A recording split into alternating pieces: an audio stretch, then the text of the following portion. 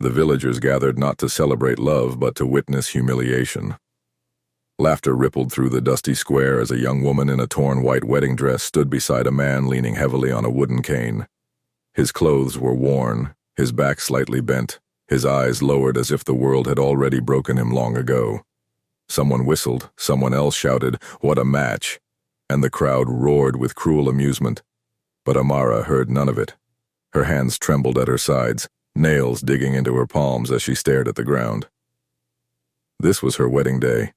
Not to the man she loved, not even to someone she chose, but to a crippled beggar her stepmother had dragged in from the streets like discarded trash.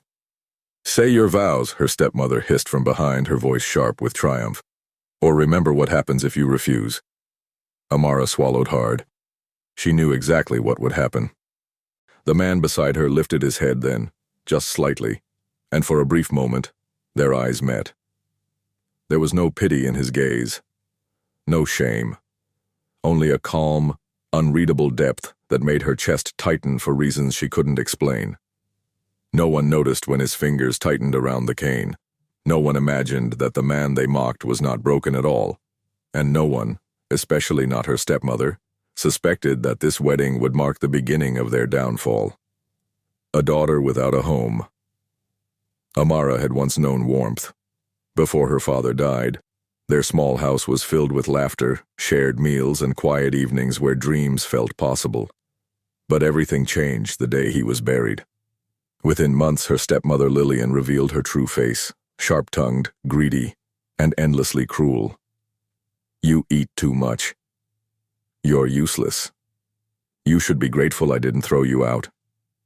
Those words became Amara's daily bread. Lillian controlled the inheritance, sold off what little remained, and treated Amara like unpaid labor. School was cut short. Friends were forbidden. Love was considered rebellion. When Amara fell in love with Daniel, a kind mechanic from the next town, Lillian saw an opportunity, not to bless the union, but to destroy it. Daniel had no money, no influence. He threatened Lillian's control. So she lied, forged letters, and told Amara that Daniel had abandoned her. Then she went further, arranging a marriage so humiliating, so final, that Amara would never dare dream again. A beggar, crippled. "Perfect," Lillian had said with a smile. The man behind the cane. His name, he said, was Elias. Their home was a decaying hut at the edge of the village offered by Lillian with mocking generosity. The first night, Amara sat on the floor, silent tears soaking into her skirt, waiting for another cruelty to fall. But it never did. Elias moved slowly, carefully, never raising his voice. He cooked simple meals. He listened. When Amara spoke, haltingly at first, he never interrupted. "You don't have to fear me," he said one night. "This marriage, it wasn't your choice."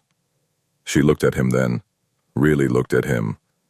The way he observed everything, the way his limp seemed inconsistent, some days heavier, some days nearly gone. "Why did you agree to this?" she finally asked. Elias smiled faintly. "Because sometimes being underestimated is the safest place to hide." Amara didn't understand, but for the first time in years, she felt safe enough to sleep. When kindness changes everything, days turned into weeks. Elias never begged, never asked for help. Instead, he encouraged Amara to read again, to write, to dream. He sold handcrafted items at the market. Sharp, precise work no crippled beggar should have been able to produce. Whispers began. "He's not what he seems." She looks happier now. Lillian noticed too. Her visits became more frequent, her insults sharper, but Elias only smiled politely, his eyes cold when they rested on her. One night, Amara confessed everything, the lies, the threats, the stolen inheritance. Elias listened quietly. Then he stood, and for the first time, he stood without the cane. "I think," he said gently, "it's time the truth came out." The fall of the wicked. The village square filled again, but this time the laughter died quickly. Black cars arrived. Men in suits stepped out. Phones were raised. Whispers turned to gasps. Elias walked forward, straight-backed, confident, transformed. "I am Elias Verne," he announced calmly. CEO of Verna Global Holdings. Silence fell like a blade. He revealed everything.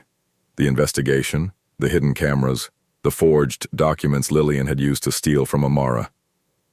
Police stepped forward. Lillian screamed, begged, collapsed. No one helped her. Amara stood frozen as the world she knew shattered. Elias turned to her. "I never lied to hurt you. I hid to survive, and to see who people truly were." Tears streamed down her face, but this time they weren't from pain. They were from freedom. The village gathered once more, but this time there was no laughter, only awe. Amara walked toward Elias, not in rags, but in a gown chosen by her own hands. She wasn't being forced. She wasn't afraid. And the man waiting for her no longer hid behind a cane, yet the real miracle wasn't his wealth, it was his patience, his kindness, his belief in her when she had none. As they exchanged vows, Amara realized something powerful. The man the world had mocked had saved her not with money, but with dignity.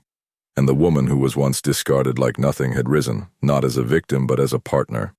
The crowd applauded, but the message was louder than any cheer.